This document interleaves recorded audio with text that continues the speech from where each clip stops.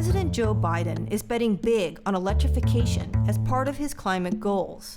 And he wants the U.S. auto industry to be a major part of that. They're a vision of the future that is now beginning to happen. A future of the automobile industry that is electric. Battery electric, plug-in hybrid electric, fuel cell electric. It's electric, and there's no turning back. One company picking up the baton is General Motors. GM is pledging to phase out internal combustion engine models in favor of EVs by the end of 2030.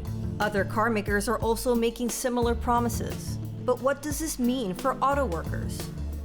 The average conventional car contains around 30,000 parts, including almost 300 for the engine. An electric motor and battery has just over 100 parts, meaning it's quicker and cheaper to build.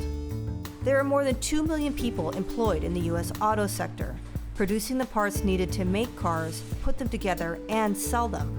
The Motor and Equipment Manufacturers Association estimates that the parts industry is at risk of losing up to 30% of the 871,000 jobs the group says currently exists.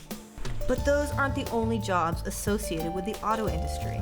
An electric vehicle doesn't have oil to change or spark plugs to replace, or as many moving parts to wear out. That will cut into the jobs in repair and maintenance of conventional vehicles and the profits of dealers. Toss in the portion of the oil industry that makes, refines, and sells gasoline, and the impact spreads wider. Even the insurance industry could be affected. Tesla now sells its own insurance, underwriting its customers based on the data it draws from the vehicles about their driving habits.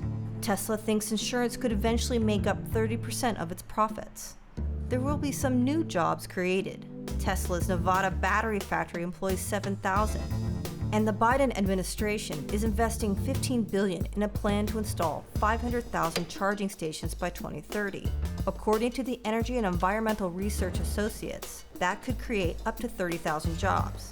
While the immediate impact may be negative for the sector, the White House says its planned investments will create, quote, good-paying union jobs in America that cannot be outsourced.